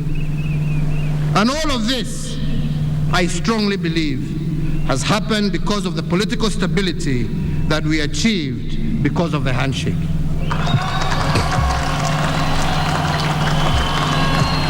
Three, big push investments are bold investments, and they call for surgical and sometimes ruthless execution. Such undertakings cannot be fed on the milk of meekness. They need an attitude that shows the contempt card to those who dwell in negativity and naysaying. For instance, many have told you that the expressway that snakes through the heart of Nairobi, our pessimists said that it is impossible. Yet we have done it. And if we had said then that we would do it without a single coin from the taxpayer, except that which was used for the relocation of utilities, including electricity, water, fiber optic cables, many would have said we were dreaming, but we did it. Today, the Nairobi Expressway snakes through the skylines of Nairobi as a wonder. Under normal circumstances, it would have taken us 4 years to build it. But because we were determined to complete it, we have achieved it in a year and a half. Because we believed in Kenya, we believed in our people, and we believed in ourselves as a government. As an affirmation of the confidence we enjoy from foreign investors, we built the first expressway in Africa. This first expressway, the first in Africa, using private foreign capital. Indeed, we did this at half the time and at no project cost to the taxpayer. It is also notable that we were able to build it to international standards.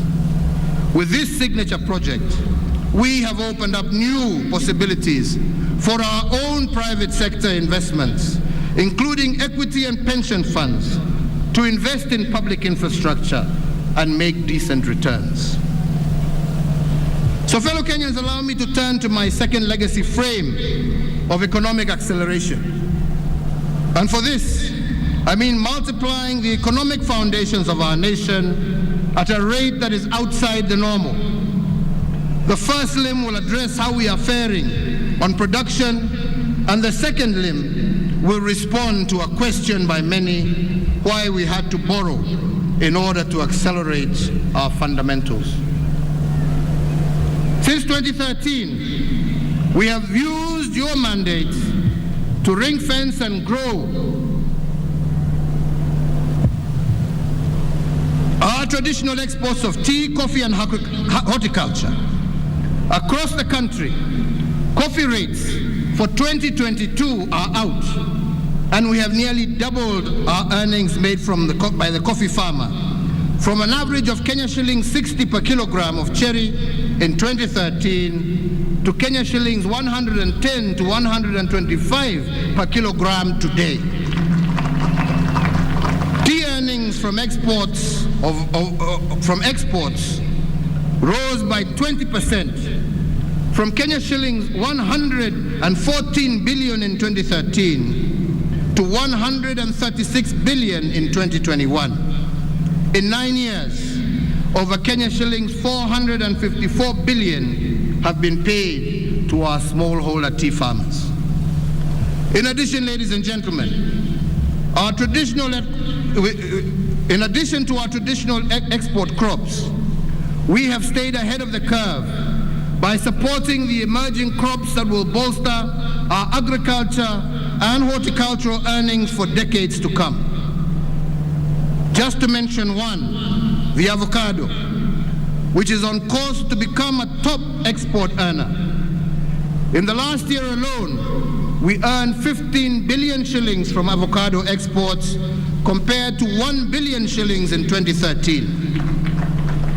My administration has leveraged on improved diplomatic stances between Kenya and leading importers of the crop to negotiate preferential access for Kenyan avocado products. Another plank of this strategy was for employment creation is anchored on the Buy Kenya, Build Kenya policy. With this singular intervention, the supply of uniforms for our security organs, including footwear, have transformed our textile and leather industries and unleashed thousands of new jobs for our young people, in addition to the immeasurable pride in having the magical tag of Made in Kenya affixed to these items. To encourage leading motor vehicle brands to set up shop in Kenya and to restore our existing assembly lines, the procurement framework for motor vehicles by government and other security organs We enhanced preference to locally assembled vehicles.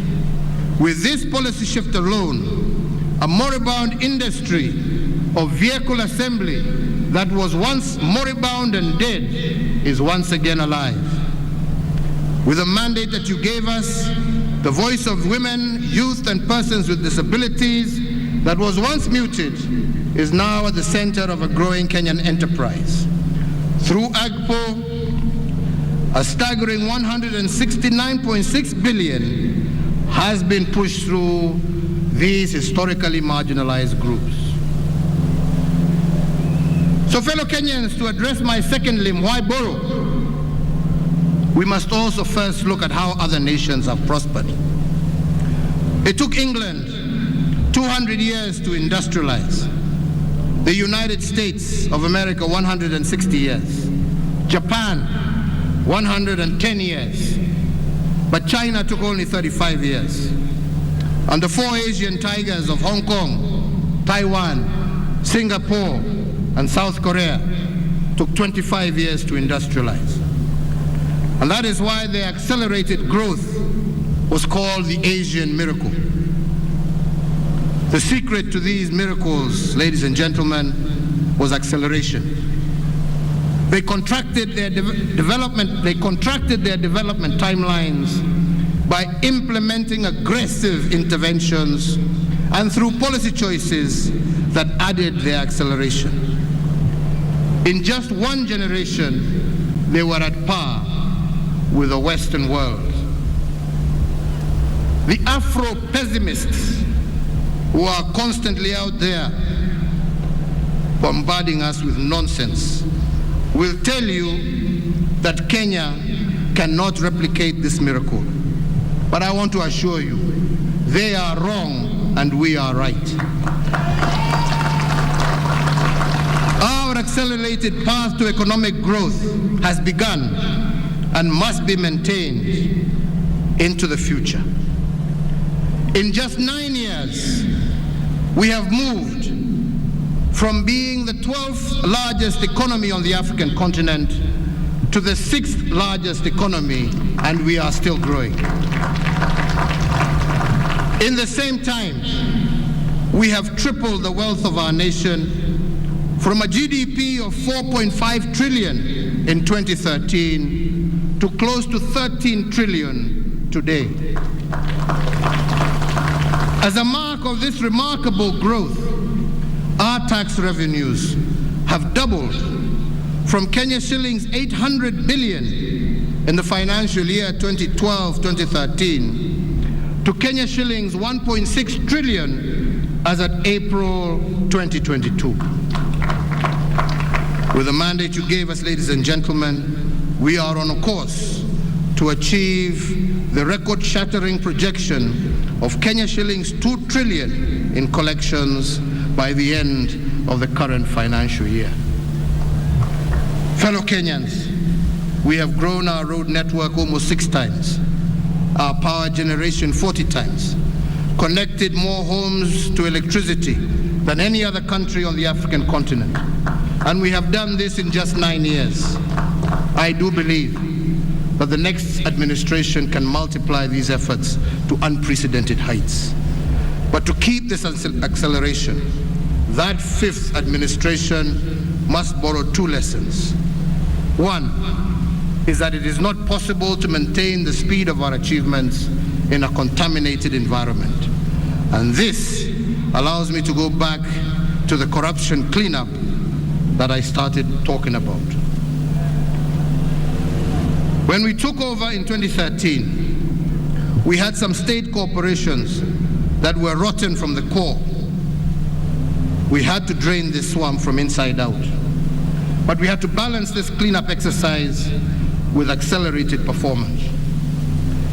Some have accused me of militarizing our country. I have no such intention. Kenya is a democracy and it shall always remain a democracy. But I did not hesitate and will not hesitate to use our discipline services to correct and to do that which others have failed to do.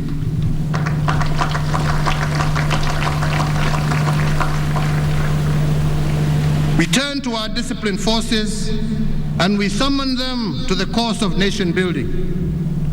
And the record must reflect that they have not disappointed us. When we gave them the Kenya Meat Commission to manage, they turned it into a profit-making enterprise within a year. The other institution worth of mention is the Kenya Shipyard Limited. This institution had collapsed due to mismanagement and corruption. Then last year we handed it over to the disciplined forces. Today this corporation is poised to have the largest shipyard in sub-Saharan Africa. This, ladies and gentlemen, is evidence that in an environment that is not contaminated, things can be done. If we could build this park and the museum behind us using the disciplined forces in only 22 months, instead of the 10 years it would normally have taken, if we have begun restoring the glory of Nairobi using the Nairobi Metropolitan Services, I do believe it can be done. The second lesson that will keep our accelerated achievements afloat has to do with debt. And on this, I want to pose a national question. How much is too much borrowing? When does borrowing become too much and unbearable to a nation? The only time debt is a burden to a nation is if a nation is led by looters. But in the hands of a visionary administration, debt is a catalyst for rapid development. And I will give but one example. When South Korea achieved her economic miracle in a record 25 years, it also achieved the rank of being the fourth most indebted nation in the world. But the South Koreans did not call it debt. They called it using other people's money to advance their cause. What this means is that nations that have advanced have not necessarily used their own money, especially when they are not endowed with natural resources. They have borrowed from others to catch up and to become world economic leaders. And the national question, therefore, to us today is not whether debt is good or bad. The more legitimate question has to do with what the next administration will do with borrowed funds. Will they end up in the private pockets, or will they be used to accelerate economic advancement? On my part, I believe we have used other people's money to close our infrastructure gap, to connect our markets. For example, when a maize trader in Kitale previously would take 3 days from Kitale to the border with South Sudan, with what we have borrowed and the roads we have built, we have ensured that that man from Kitale can be at the border of South Sudan in just 5 hours, not 3 days. Similarly today, any trader can travel on a tarmac road to 4 out of 5 of our neighboring countries and do so in record time. If we can transport 10 times more passengers with the SGR at half the price and at half the time, and move 3 times more cargo daily from Mombasa to our neighbors, then our borrowing has surely been worthwhile and paid tangible dividends. So to maintain the tempo of increased and accelerated achievement, the next administration should not shy away from using other people's money. Debt in a cleaned up government is an enabler, not a burden. With the mandate that you have given us, the people summoned us to secure sustainable development and to foster intergenerational equity, and we honor this solemn duty. We honor Now, sorry, let me go back.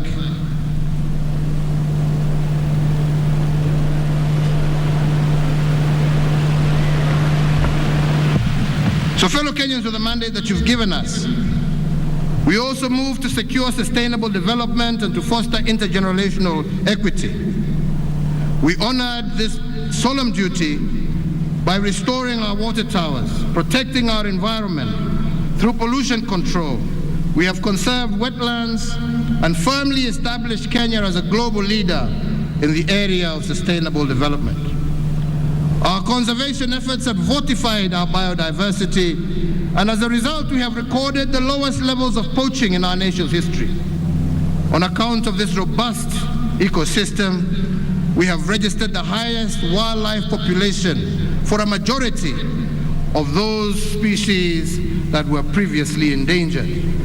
We did this so that every Kenyan can enjoy their right to a clean, healthy environment, and so that our heritage of splendor can be passed down from one generation to another unencumbered. We have planted 1.34 billion trees, moving our forest cover from 6.99% in 2013 to 8.83% in 2022, and our tree cover to 12.3%, well over the 10% envisioned in our Constitution, and 8 years ahead of the target date that was set of 2030.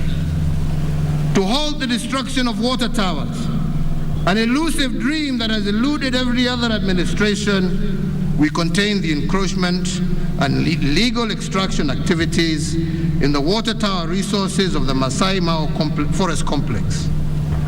We have also banned the use of polythene bags and saved marine and terrestrial life. We have moved also with the beautification of our urban areas, especially here in Nairobi. And this initiative has led to the emergence of our nation as a leader in climate change action and established a thriving green economy.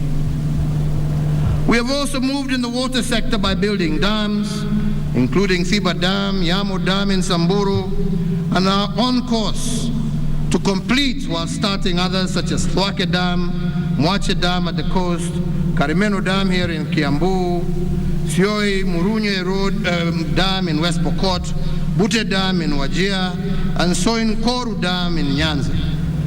In total, we are currently implementing some 685 water and sanitation projects.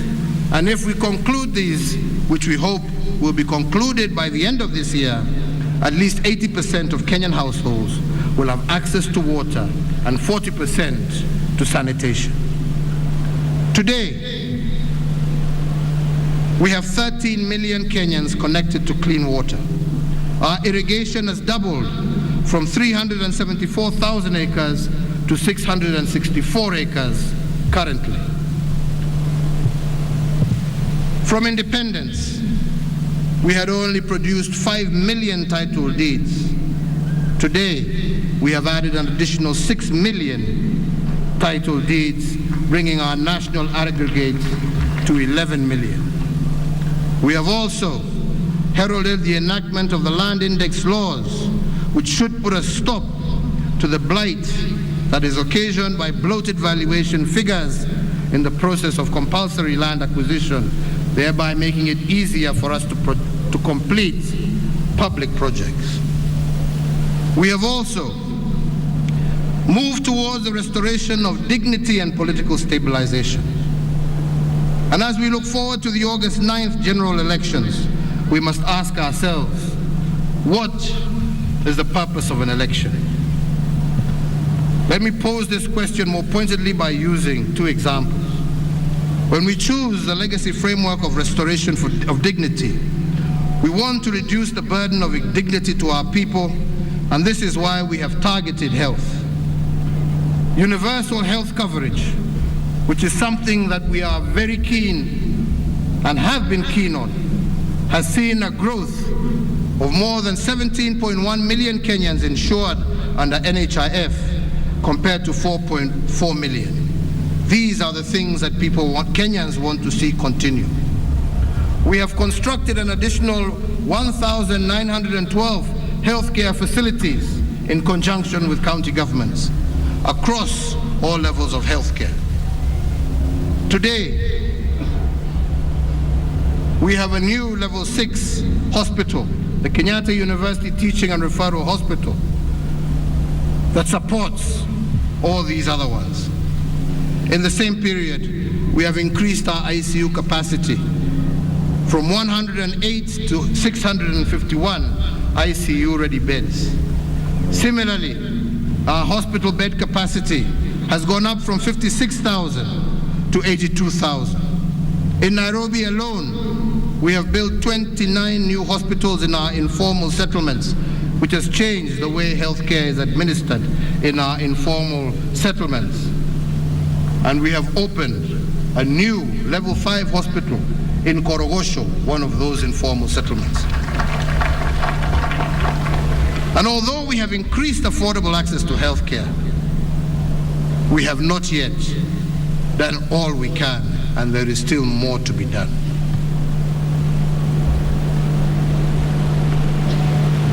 We need, hii sasa imekuwa ndefu.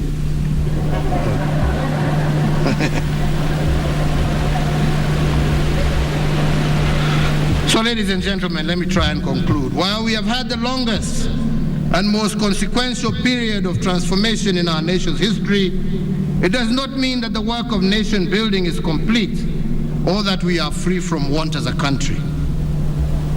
Recurring waves of drought continue to subject some of our brothers and sisters across our country to hunger. It is hard to tell whether the long rains that we expected in April will commence properly or not, or whether we shall have another year, a fourth year of consecutive drought. And even as we contend with these effects, we are also facing challenges rising from other areas that no other generation has faced in over a century. A health pandemic that has caused untold suffering, robbing us thousands of our fellow compatriots, and in its wake, rendering millions jobless. Global tensions today are threatening global food supply and fuel supply chains, causing untold disruptions in transport and logistics, causing skyrocketing prices of basic commodities, food items, leading to higher costs of living and turbulence in international finances, issues that will continue to require attention and vigilance. We are also still faced with security challenges in parts of our country, including Kerio Valley, parts of Marsabit, parts of Laikipia, where bandits cannot even spare our children, robbing us our future. And unemployment is still a major challenge, dampening the spirits of our youth and also disheartening their parents. Equally important to highlight is the threat also to our traditional values and the family as the basic unit of our society. The evolving face of the Kenyan family is characterized in the 2019 national census, where families headed by single parents rose from 25.1% in 2009 to 38.2%. If unchecked, this trend shall destroy the fundamental character of Kenya and reap untold harm onto our most vulnerable and precious members, our children. So I urge all of us, including our religious leaders, our community leaders, and all concerned government agencies, to step up to the plate and make sure that the Kenyan family remains the strong and respected institution that it has historically been. So fellow Kenyans, my message to the nation today is that whereas we are claiming progress, we do not claim perfection. Yes, we have made commendable progress on the socio-economic front, but we cannot claim to have reached the pinnacle of our nation's potential. There is much more to be done to move our nation to the next level of development. The fourth administration that I have had the privilege to lead together with my colleagues has laid the foundation upon which the fifth, the sixth, and the seventh, and all future administrations can build.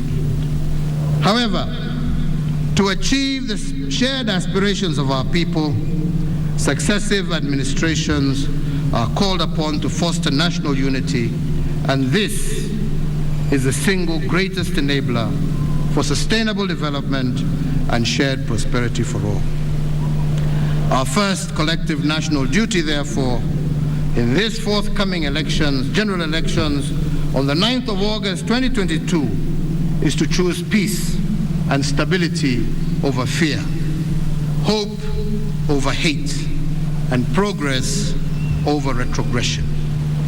On this solemn occasion, we also reflect on the plight of our brothers and sisters who have run into headwinds with the law and are currently serving custodial sentences in our correctional facilities. Indeed, in response to various petitions from actors with the justice and legal sector, and in line with our commitment to restorative justice and reintegration of offenders, on the recommendation of the Power of Mercy Advisory Committee, I have on this day exercised the presidential prerogative of pardon and granted a second chance to some 3,908 inmates.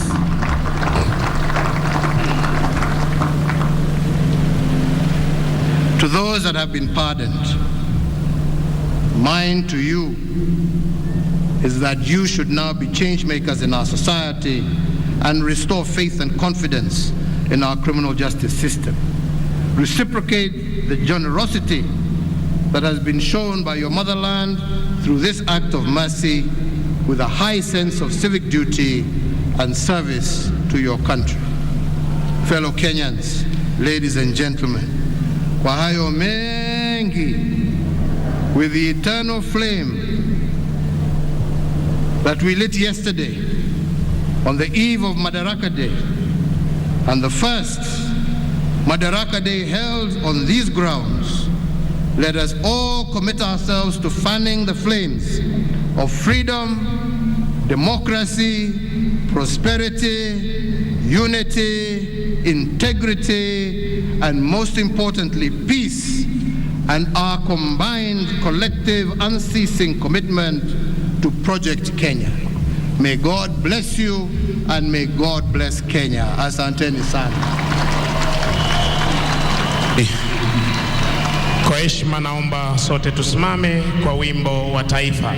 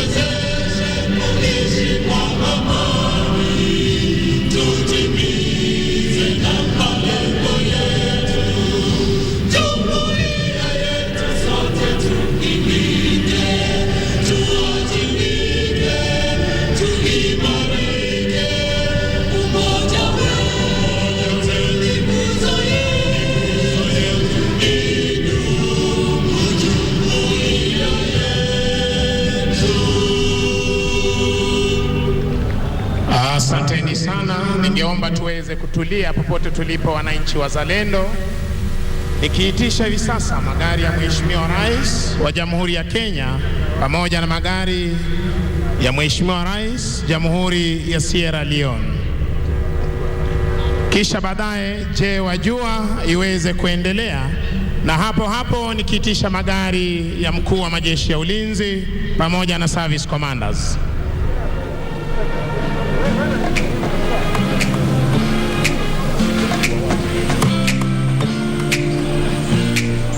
Tutulie tafadhali. Wajua kuwa tangu tujinyakulia uhuru hadi mwaka wa 2013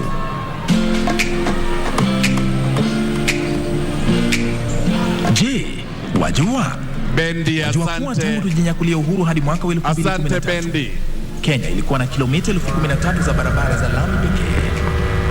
Na mtazamaji, hizo ni picha za moja kwa moja kutoka katika uwanja wa Uhuru Gardens ambapo hafla ya Madaraka Day ya 59 imekamilika muda.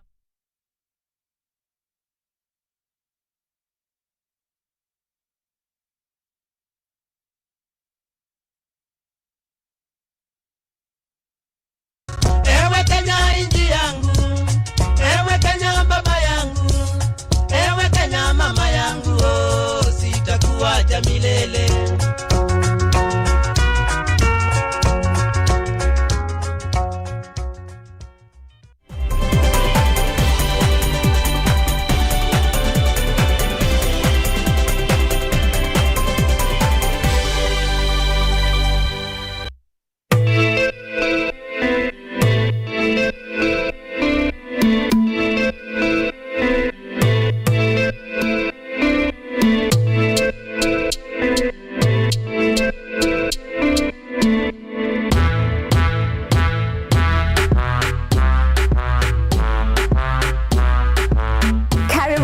To the Church O'Clock Show. I'm your host, Esther Becky. And my name is DJ Terror. We start you off with a word of prayer and get you started with a live transformational worship.